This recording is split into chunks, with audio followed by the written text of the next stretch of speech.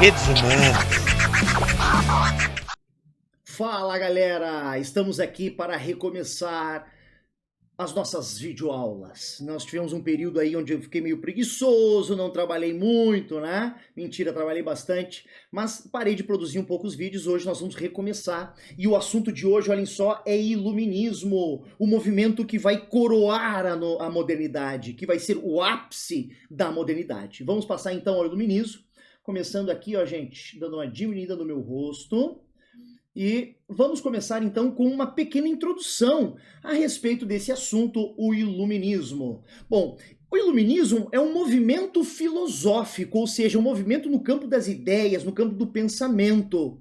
Isso quer dizer que o iluminismo não é um movimento econômico, não é um movimento político, não é um movimento cultural. Ele é um movimento estritamente do campo do pensamento, da filosofia, mas ele obviamente vai influenciar todas essas áreas do conhecimento, todas essas esferas da organização humana. O iluminismo, apesar de não ser um movimento político, né, apesar de ser estritamente um movimento do pensamento filosófico, ele vai influenciar a esfera da organização política, ele vai influenciar a esfera da organização social, a esfera da organização econômica, religiosa e cultural. Ele vai acabar influenciando todas as esferas do comportamento humano. E esse movimento estritamente filosófico, ele foi desenvolvido por um setor da sociedade chamado burguesia. A burguesia, que lá no início da sua formação, no final da Idade Média, ela vai começar a comprar o comportamento e o pensamento da aristocracia, da nobreza. Mas com o passar do tempo, ao longo da modernidade, a burguesia passa a se afastar dos padrões de comportamento aristocrático, dos padrões de comportamento da nobreza, e acaba criando a sua própria forma de pensar e o seu próprio comportamento. É aqui, exatamente nesse ponto, que nasce então a forma que a burguesia vê o mundo, a forma com que a burguesia interpreta o mundo. Eu tinha um colega meu na faculdade que dizia o seguinte: Rafa, na minha visão, o iluminismo é nada mais, nada menos que a burguesia planejando a sociedade perfeita para o seu setor da sociedade. A burguesia projetando um mundo ideal através de um elemento essencial no movimento iluminista. Esse elemento chama-se razão. Então, a única forma de se constituir uma sociedade melhor, uma sociedade mais justa e harmônica, e finalmente uma sociedade feliz, era com a utilização da razão. Para isso era necessário afastar a teologia como explicadora, Deus, né, e a religião como explicadoras do mundo, e se embasar apenas na racionalidade. Esta razão, que traria uma sociedade melhor, que projetaria uma sociedade melhor, ela é vista como uma luz capaz de afugentar, né, de espantar, né, a escuridão medieval, né, o atraso medieval, né, essa coisa da crendice durante a Idade Média. Tá? Então, o movimento iluminista vai dar a importância máxima a um único elemento, o elemento chamado razão. Né? A razão como mecanismo para melhoramento da vida em sociedade. Esta razão, ela é vista como uma luz, né, do verbo esclarecer, tornar claro. E aí nós temos a referência do conceito de iluminismo, né, de uma luz que vai trazer a sociedade perfeita, a razão da luz que vai espantar, né, as mazelas, né, e as coisas ruins deixadas pela Idade Média, a crendice, a submissão ao mito, à fantasia, né, e principalmente ao fanatismo religioso que era muito forte durante a Idade Média. Tá? E aqui no último ponto nós temos uma questão muito importante. Se nós pegarmos as sociedades ocidentais hoje, né, todas as democracias ocidentais, elas têm um modo de pensamento, elas têm um modelo de pensamento e de comportamento. E aí se tu perguntar, Rafinha, da onde que vem esse comportamento ocidental, esse típico pensamento das democracias ocidentais? Esse pensamento ele vem justamente do sistema iluminista. Então, as ideias iluministas, o movimento histórico do iluminismo, ele serviu para a formação do pensamento ocidental contemporâneo. que basicamente todos os países utilizam hoje. Se nós pegarmos, por exemplo, as constituições, as leis máximas das democracias ocidentais, nós vamos ver que elas têm lá como direitos fundamentais, direitos provindos do justnaturalismo iluminista. Então, esse movimento iluminista, ele auxiliou, ele facilitou na formação do pensamento ocidental que nós carregamos até os dias de hoje, 2020. A partir de agora, gente, nós vamos ver então, primeiro o contexto histórico, as definições, né, quais são os limiares desse movimento iluminista, os seus objetivos a serem atingidos e as suas características fundamentais. Bora lá então. Bom, primeiro contexto histórico, nós temos aqui, né, no fundo, a famosa imagem de Rafael Sanzio, né, denominada a Escola de Atenas, e bem no centro aí, em cima do contexto histórico, nós vemos apontando para cima o amigo Platão, né, que é o cara que a verdade é proveniente do mundo das ideias, e ao seu lado, mais novo, seu aluno Aristóteles, apontando a mão para o chão, para a terra, dizendo que o conhecimento vem da terra e do mundo prático, empírico, experimental. Vamos lá então? Bom, o período histórico a qual nós estamos nos referindo é século XVII, quando nasce o iluminismo lá na Inglaterra, de John Locke, e depois ele vai se desenvolver e se difundir e se consolidar na França do século XVIII. Tá? Então, apesar do seu nascimento no século XVII, o século XVIII é a referência de iluminismo. O século XVIII é chamado até hoje pelos historiadores de o século das luzes, o século onde esse movimento iluminista ganha corpo, né? E ganha então uma difusão no mundo inteiro, inclusive aqui nas Américas. Tá? Bom, dentro do contexto histórico, nós estamos vendo então a falência, né? A decadência de um sistema de organização que perdurou durante toda a modernidade na Europa, o que nós chamamos de ancien régime, ou antigo regime, né? E dentro do antigo regime nós temos as características, né? Concentração de poderes na mão do rei, controle estatal da economia, ou seja, o monopólio do Estado na economia, uma forte intervenção do Estado na economia, e uma sociedade de ordens, né? De ordens divinas, separadas em camadas, com baixa mobilidade e muitos privilégios por uns e pouquíssimos privilégios para outros.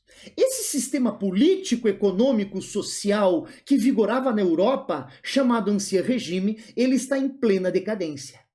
E qual que vai ser a derrota final? Qual que vai ser, né, o punch final, né, a porrada final nesse sistema de antigo regime? O próprio sistema iluminista. Porque, afinal de contas, o sistema iluminista, o sistema filosófico iluminista, ele é um crítico ferrenho desse ancien regime e da sua estrutura de organização. Então, se esse sistema já estava em decadência, já estava em falência, o iluminismo vai ser o pontapé final para o fim desse sistema, sendo colocado em prática os sistemas iluministas, né, através da Revolução Francesa e da Revolução das Independências na América inglesa, portuguesa e espanhola. Bom, ainda no contexto histórico, nós temos um movimento de origem europeia, mas que rapidamente se difundiu pela América. Olhem só, gente. A origem é europeia, é um movimento de origem europeia, mas que se espalha rapidamente pela Europa, por toda a Europa e principalmente pela América, auxiliando no processo de independência dos Estados Unidos, por exemplo. Nós temos aqui, ó, deixa eu mudar para vocês, vou botar o meu rostinho um pouco para cima. Nós temos aqui, então, Thomas Paine. O Thomas Paine era um filósofo iluminista que vai difundir suas ideias lá na América. E parte dos panfletos e das ideias que Thomas Paine circulava na América vão contribuir para o processo de independência dos Estados Unidos contra a Inglaterra.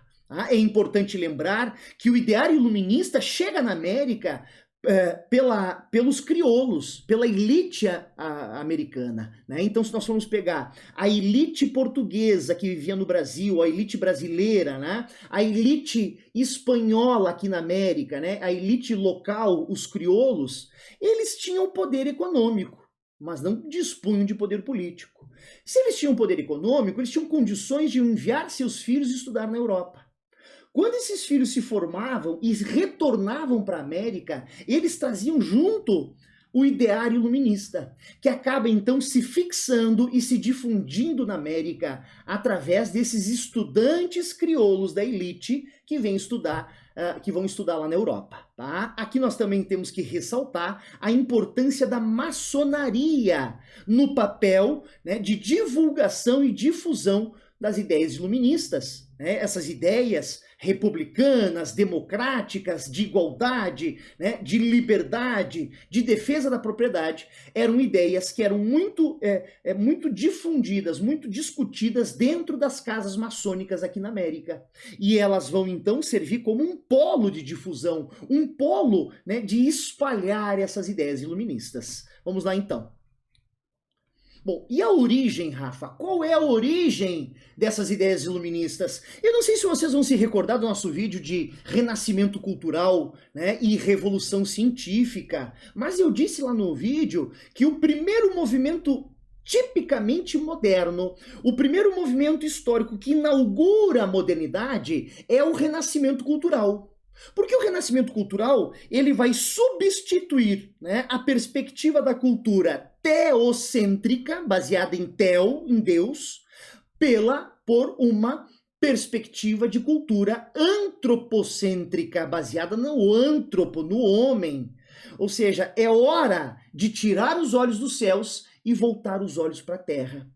É hora de encontrar as soluções dos nossos problemas aqui na Terra, utilizando a nossa racionalidade, utilizando o nosso humanismo, perfeito? E não mais se pautar na religião, na Bíblia, nas religiões reveladas como mecanismos de explicação.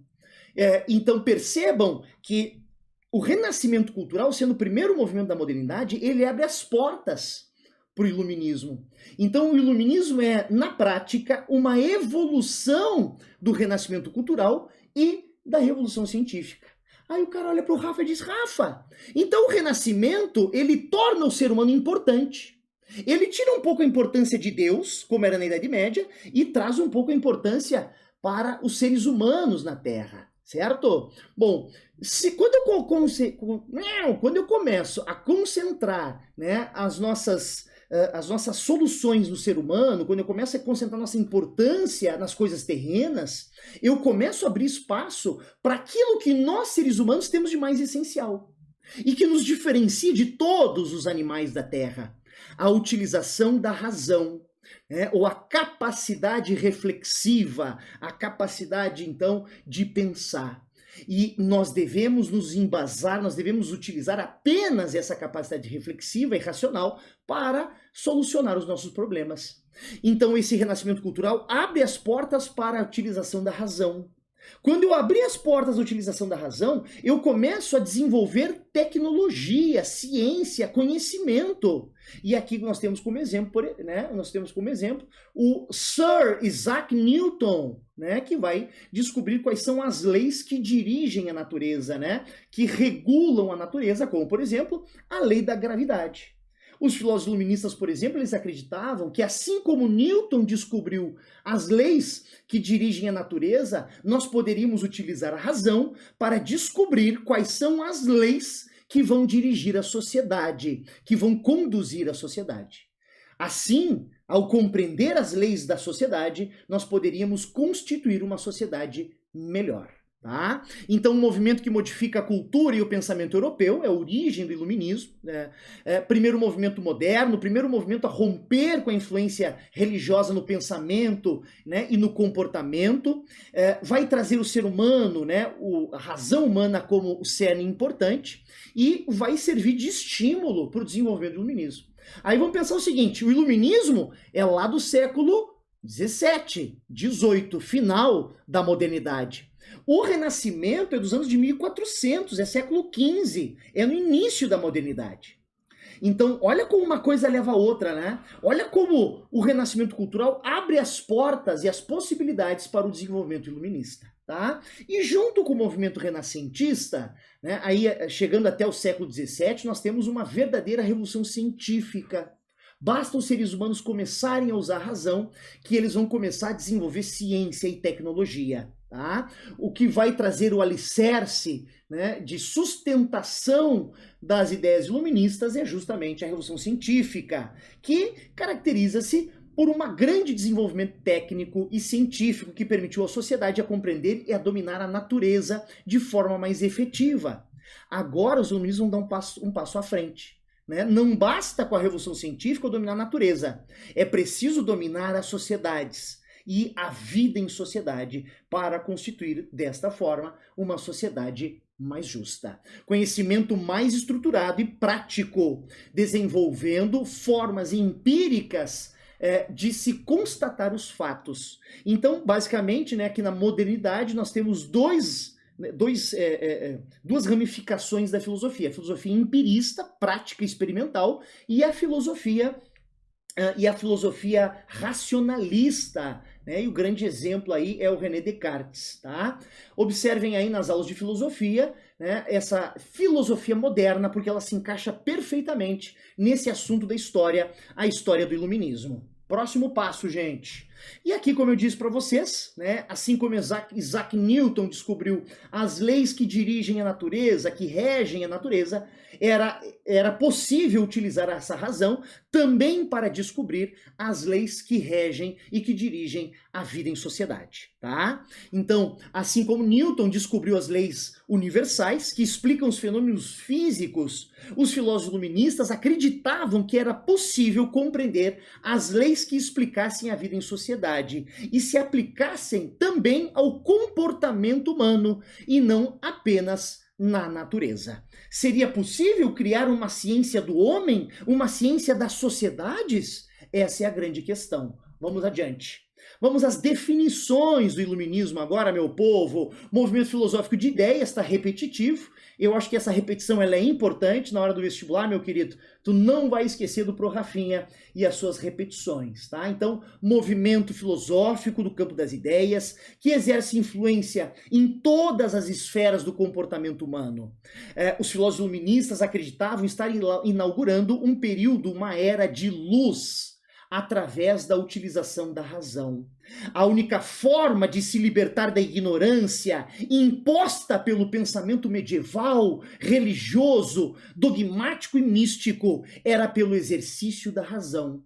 A razão é uma arma que quebra a crendice, o fanatismo, né? E o negacionismo, que eu já vou falar sobre isso agora. Toda a tradição, religião ou forma de poder que não sobrevivesse ao exame da razão deveria ser abolida. Todas as tradições, todas as religiões que não se sustentassem frente à razão, elas deveriam ser extirpadas, extintas da face da terra. Gente, eu tenho falado muito sobre isso em sala de aula. Nós estamos vivendo num país, né, de negacionismo, onde se nega a vacina, onde se nega que a Terra é redonda, onde se nega que tenha havido aí no Brasil uma ditadura militar. As pessoas estão nesses mecanismos de negação, perfeito? E eu sempre digo, o que nós estamos precisando é de uma nova revolução racional. Nós estamos precisando de um novo movimento iluminista, porque essas pessoas que deixam de fazer vacinas, deixam de se vacinar, estão trazendo para o mundo novamente doenças que já foram erradicadas. Então, quem é que se prejudica com essa falta de habilidade racional, com essa falta de compreensão reflexiva? A sociedade como um todo. Passando para frente, vamos lá? Vamos lá. Olha só essa frase do Denis Diderot, gente. Deixa eu me colocar aqui no lado do Denis Diderot. Não quero me comparar com ele, mas vou me botar no ladinho dele. Olhem só, o Denis Diderot acreditava que o maior serviço a prestar aos homens é ensiná-los a usar a razão. O maior serviço que nós podemos prestar à humanidade, aos seres humanos, é ensiná-los a utilizar a razão. A somente aceitar como verdade aquilo que verificaram e comprovaram pelos olhos, pela experiência e pela razão. Nada mais poderia ser visto como verdade. Eu, como professor, há mais de 15 anos, no Dia dos Professores, sim, hoje é dia 15 de outubro, eu acredito muito nisso que Denis Diderot diz, que o meu maior bem, né, a maior vantagem, a maior alegria na minha profissão é ensinar as pessoas a utilizar a razão, para que as pessoas se bastem nessa própria razão, para que as pessoas não precisem ser tuteladas, para que as pessoas não precisem ser conduzidas por outros, apenas pela sua própria consciência. Bonito isso? Vamos aprofundar daqui a pouquinho. Continuando aqui então, gente, deixa eu me trocar aqui. Vamos botar no ladinho, ainda nas definições. Bom, o ideário iluminista, os filósofos iluministas, eles rejeitam as tradições, rejeitam o obscurantismo, o misticismo, as explicações religiosas do mundo. Estas eram vistas como trevas, como escuridão.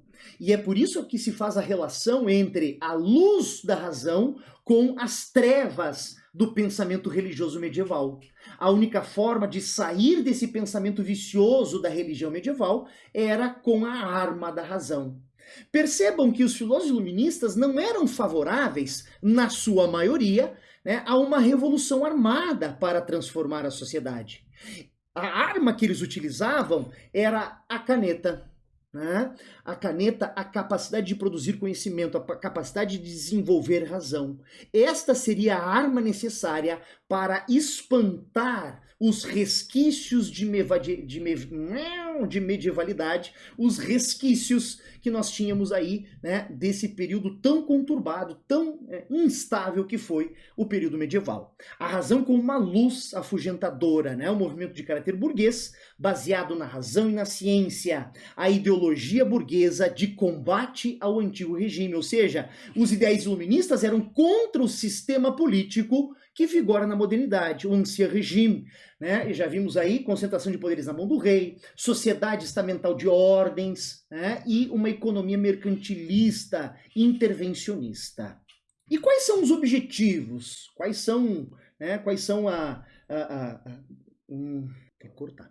E quais são os objetivos dos filósofos iluministas? É essa pergunta que nós vamos se fazer agora.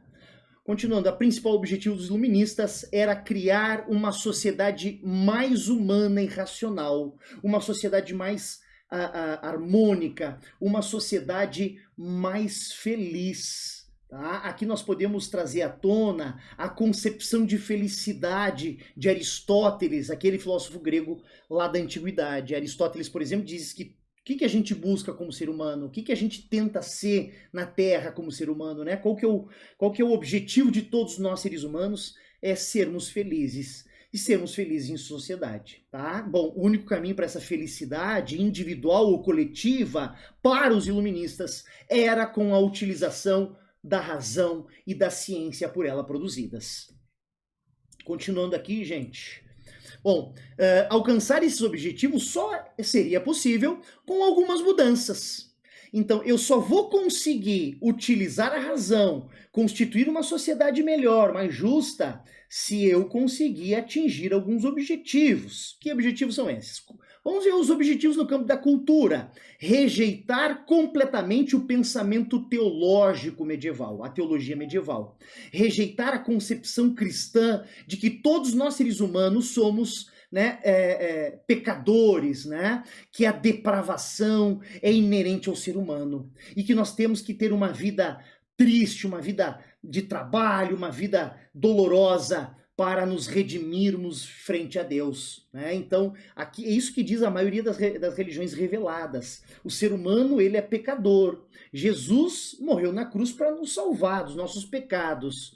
Então, os religiosos, os cristãos, eles têm muita coisa de penitência, né? De ficar em suplício, né? Se machucando e sofrendo. Né? A vida sofrida, ela tem que ocorrer. Por quê? Porque a vida sofrida é para pagar os pecados de ser humano. E já os iluministas vão dizer, opa, não acho isso certo. Não acho que o ser humano é originalmente, naturalmente, um pecador, que a depravação faz parte do ser humano. Eu acho que o ser humano pode ter sim um comportamento ético, se ele se embasar em razão. Tá? Na política, o pensamento político medieval, o pensamento político iluminista rejeita o poder inquestionável e ilimitado de uma pessoa ou de uma instituição. Não necessariamente de um rei, mas de uma instituição. Dizer que uma instituição tem poderes ilimitados e que vai fazer o que quer, não. Né? Todo o poder deve ser limitado por um conjunto de leis racionais. É a garantia de uma sociedade mais justa, é não ter um poder concentrado e ilimitado nas mãos de um indivíduo, rei, ou nas mãos de apenas uma instituição. Isso seria um monstro, segundo Hobbes, né? E os iluministas não querem saber desse monstro. É preciso limitar os poderes, né, seja da instituição ou do rei, a fim de trazer mais igualdade, mais justiça social. E na sociedade, contra os privilégios. Porque aqui há a ideia de que todos nós nascemos iguais e de que todos nós devemos ser iguais em sociedade, em oportunidades, em chances. Agora, na sociedade moderna do ancien regime, algumas pessoas não precisavam pagar impostos, outras precisavam. Então, o ponto de partida, o começo, não é igual para todo mundo. Algumas pessoas nascem privilegiadas, com leis próprias, outras nascem sem privilégios. Então, esse sistema de sociedade moderna, ancien regime, a sociedade de ordens, não respeita o direito natural de que todos nós somos iguais e devemos ser tratados como iguais. Então, se o Rafa paga imposto, a Vero também tem que pagar imposto. Se um paga imposto, todo mundo tem que pagar imposto. Então, eu não posso criar um grupo de privilegiados, senão a desigualdade social ela vai reinar. Tá? E na economia, eles vão querer maior liberdade na economia e menos regras impostas pelo rei. Porque no sistema mercantilista de ancien regime, que vigora na modernidade, aí o padrão econômico, né, o modo de operação econômico é o rei e o Estado colocando regras e concedendo monopólios. Por exemplo, só o fulano e a fulana vão poder vender e comprar vinho aqui no meu país, ninguém mais vai poder. Então eu concedi um monopólio a fulano e a fulana. Eles são os únicos que têm direitos exclusivos de comprar e vender vinhos. E a economia liberal, a economia iluminista vai dizer não. Cada um que quiser pode ser comerciante, basta ter o dinheiro e a vontade de trabalho.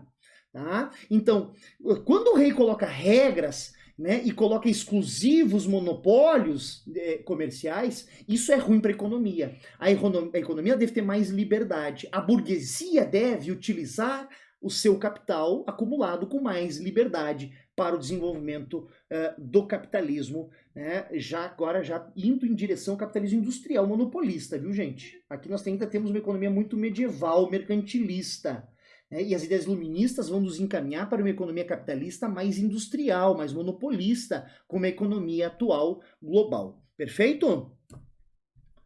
Continuando aqui, meu povo querido, como seria possível promover essas mudanças? Então, essa é a próxima pergunta que fica aí. A disseminação de ideias iluministas e a racionalização da sociedade levariam as pessoas a optar por outros modelos de organização que garantissem algumas liberdades individuais. Então, a partir do momento que as ideias iluministas se difundirem pela sociedade, forem espalhadas entre as pessoas mais racionalizadas vão constituir uma sociedade mais racional e mais justa. Então, esse é o princípio iluminista. Divulgação de ideias, divulgação da razão.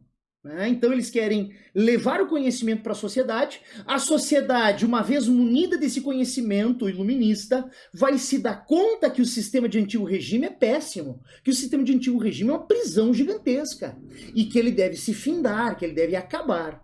E a própria sociedade vai se movimentar no sentido de acabar com o antigo regime, de findar com o sistema que vigorava na modernidade até então.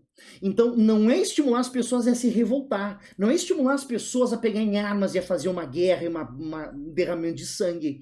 Aqui é levar as pessoas o conhecimento, para que as pessoas racionalizadas, as pessoas munidas de conhecimento, elas pudessem perceber que a vida delas era péssima e que poderiam transformar a sua vida numa vida melhor. A maioria dos filósofos iluministas não acreditava em uma revolução armada, mas sim em uma revolução intelectiva, uma revolução de ideias, que poderia ser lenta e gradual, certo? Como conhecer a sociedade e a natureza com a efetividade da razão? Como era possível, Rafa, né, conhecer as sociedades, conhecer a natureza apenas com o uso da razão? Aqui, gente, era necessário utilizar de alguns conceitos científicos e filosóficos da época que eu passo a descrever para vocês. Vou colocar o meu rosto lá em cima para não tapar a segunda parte do nosso material. Aplicando o método científico racional no universo humano e social, ou seja, havia um mecanismo de compreensão científica, um procedimento para desenvolver ciência e razão. Se eu aplicar esse procedimento científico e racional em tudo, eu posso tornar tudo mais racional. Então, eu poderia, por exemplo, aplicar o sistema cartesiano do nosso querido francês René Descartes, né? Lembram lá das aulas de filosofia? Também está na aula de filosofia, gente. A dúvida metódica, né? A dúvida hiperbólica. Era preciso bombardear uma teoria com todas as perguntas possíveis. O que sai desse bombardeio de perguntas é uma verdade racional. Esse é o método cartesiano racionalista matemático de René Descartes. Ou eu poderia aplicar o sistema racional científico de Francis Bacon, mais experimental, mais empirista, né, de como eu observo as coisas ao longo do tempo. Também poderia descobrir quais são as regras gerais do funcionamento da mente humana. Qual que é a capacidade do ser humano produzir razão? Qual que é a capacidade do ser humano de compreender o espaço, o seu entorno? Então, aqui nós temos como principal filósofo Kant, que vai se fazer essa pergunta, né? O surgimento da epistemologia, né, do conhecimento. Qual que é a capacidade humana de conhecer? Qual que é a capacidade humana de produzir razão e conhecimento? Essa é a pergunta que Immanuel Kant faz. Tá? Gerais do funcionamento da mente humana, assim como a vida em sociedade. Era preciso se libertar, olha que bonito isso, gente. Era preciso se libertar dos grilhões da ignorância, o analfabetismo, a inexistência de educação pública. Era preciso se libertar dos grilhões da superstição, né, do despotismo e das religiões reveladas. Então, a única forma de eu aprimorar a minha capacidade racional em sociedade era se libertar das prisões impostas pela ignorância, pela superstição e pelo despotismo, autoritarismo do rei. Ótimo, vamos lá. Próximo slide. Próximo slide. Outros objetivos, buscando o desenvolvimento da autonomia humana. Isso aqui para mim é de grande importância. Vou me botar no ladinho aqui. Agora eu vou ser o homem vitruviano. O Rafinha agora, o homem vitruviano. Buscando o movimento o desenvolvimento da autonomia. O ser humano que utiliza da razão para conduzir a sua vida, ele é um maior de idade. Ele é autônomo, ele é independente. Já o ser humano que não utiliza da própria razão, mas sim do que a religião diz, do que o rei manda ele fazer, esse cara é um menor de idade. Esse cara é um covarde. Esse cara não consegue se bastar em si mesmo. Ele precisa ser sempre conduzido pelo padre, ele precisa ser sempre orientado pelo pastor, ele precisa sempre receber as ordens, né, e os mandos do rei. Ele não consegue pensar com autonomia por conta própria. Então, as ideias racionais, o racionalismo humano permite desenvolver autonomia, permite que eu seja dono do meu próprio nariz, do meu próprio futuro, do meu próprio destino. E eu, como professor, acredito muito nisso. Os meus alunos são donos do seu próprio destino. Os meus alunos são donos das suas próprias concepções e podem fazer o que querem, desde que se pautem na racionalidade desenvolvida. Os seres humanos são independentes e capazes de tomar as suas próprias decisões, sem a orientação de outra instituição, sem a orientação de um dogma ou de um sistema religioso. A mente humana é autossuficiente e se basta em si mesmo. Olha que bonito que é isso, gente. Me desculpa, mas eu me arrepiei aqui. Isso aqui é bonito demais. É a ideia de que o ser humano pode conduzir a sua vida como bem quiser, desde que esteja pautado na racionalidade. Era necessário negar a autoridade dos reis, negar a autoridade da aristocracia nobre e, principalmente, negar as verdades teológicas do clero. Era a única forma de desenvolver a razão. Me emocionei aqui, vamos para o próximo. Aqui nós temos Immanuel Kant, eu estou tapando aqui o Immanuel Kant, deixa eu destapar o Immanuel Kant, né? Eu não chego aos pés do Immanuel Kant, e ele que desenvolveu, esse filósofo que a gente já citou nos slides anteriores, foi ele, esse cara que desenvolveu o conceito de iluminismo, né? Que em alemão significa esclarecimento. Eu não vou nem ousar pronunciar a palavra em alemão aqui, Aufklärung, não sei, não vou conseguir, né? É o que a gente chama de enrola-língua, né? O termo iluminismo foi criado pelo filósofo Immanuel Kant, ele é o criador, ele é o constituidor dessa concepção. Esclarecimento é a saída do homem da sua minoridade, da qual ele mesmo é culpado por covardia. A minoridade é a incapacidade de nós, seres humanos, fazer uso do próprio entendimento. Eu tenho que fazer do meu entendimento o entendimento do padre, eu tenho que fazer do meu entendimento o entendimento do rei, eu tenho que fazer do meu entendimento o entendimento da religião. Não é um entendimento autônomo próprio, mas é um entendimento que eu tenho que comprar, que eu tenho que absorver de outros, tá? Então a minoridade é a incapacidade de fazer uso do seu próprio entendimento, sem a direção de outros indivíduos. Ainda Immanuel Kant, né, nós vamos ver que o homem é o próprio culpado desta minoridade. Por quê? Porque não teve coragem de questionar as verdades impostas, que não teve coragem de fazer uso da própria razão, que não teve coragem de buscar a verdade e o desenvolvimento racional. Porque cérebro tem, condições tem, agora precisa desenvolver, precisa botar a bunda na cadeira e ler, estudar e desenvolver a razão. Agora, se tu não faz isso e aceita ser conduzido pela religião, aceita ser manipulado pelo poder, então é porque tu foi covarde. Covarde no sentido de que tu não teve coragem de buscar o próprio entendimento, tá? E é por isso que ele vai falar então sapere aude, sapere aude, salpere aude, né? É uma frase muito famosa nos vestibulares, ouse saber, tenha coragem e vá atrás do conhecimento, tenha coragem e vá aprimorar a sua capacidade reflexiva, tá? Coragem de fazer uso do próprio entendimento. Vamos para as características fundamentais para encerrar esse vídeo, gente.